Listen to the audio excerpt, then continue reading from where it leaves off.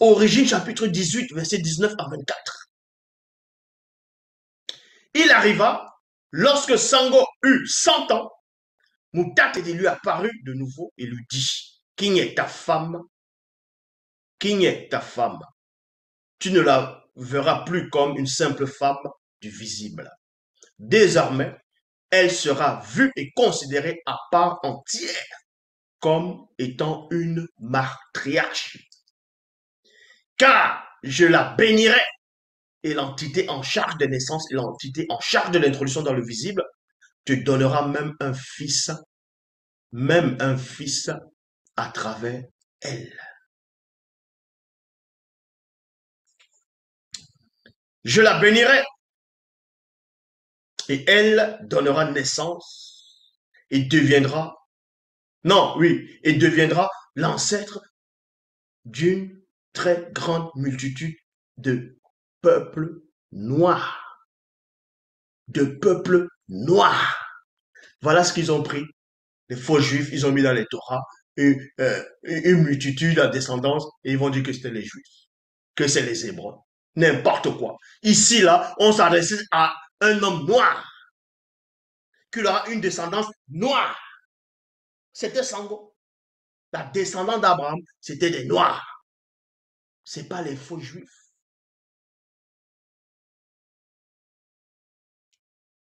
La descendance d'Abraham était noire. C'est les noirs, une partie du peuple noir. Parce qu'il n'était pas le seul patriarche qui a eu des descendants.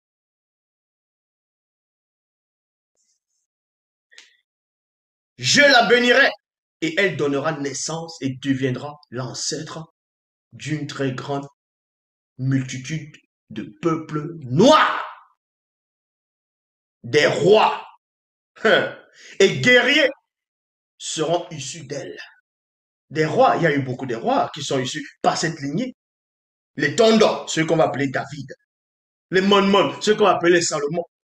Ainsi de suite, il y a eu plusieurs. On fait croire que les David, donc, sont Batoba Yuda. N'importe quoi. Les David, tout ça, c'était des Sawa. Tout est contenu.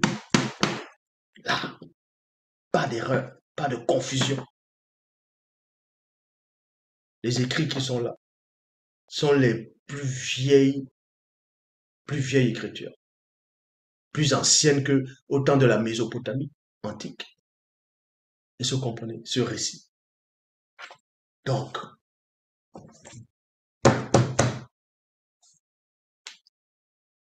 actuel dont vous connaissez. Et on vous dit ici, alors Sango se prosterna de nouveau le front contre le sol, non pas de devant Moutatedi, et il se mit à rire et se dit dans le mystère caché de sa conscience, et quoi? Donc on vous apprend ici que les tout premiers hommes, race, parce qu'il n'y a qu'une seule, voilà, la race noire, dont les premiers hommes qui ont commencé à prosterner le visage contre le sol, c'était les Noirs. Euh, en disant dans le mystère de sa conscience. Ah, et quoi? Moi, j'ai 100 ans maintenant. Est-ce que je peux devenir père d'un fils comme le fut mon ancêtre? Ndene, quand il a eu 100 ans, il a eu un fils, point d'interrogation. Et qui est une femme de 90 ans peut-elle donner naissance à un enfant? Alors, Sango dit à Moukate, permet à Senga de vivre sous ton puissant regard. Cela suffit. Mais lui-même, il se dit, bon, lui déjà, il a la 100 ans. Mais il sait que parmi ses ancêtres, il y avait un que lui, il a cité. Quand il avait 100 ans, l'un des fils de Wumse a eu un enfant. Il dit, bon, voilà aussi Sarah, elle est vieille. J'ai déjà un héritier. Laisse-le vivre. Cela suffit.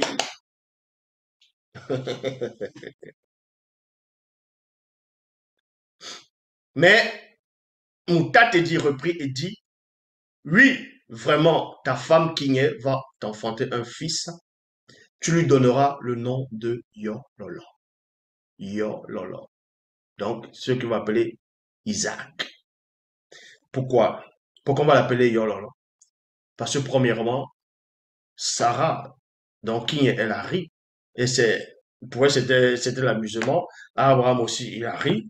Donc, l'enfant va porter ce nom dans la langue originelle. Eux vont traduire, c'est de dire aussi que ça veut dire la même chose. Donc, Yololo, il va porter cela.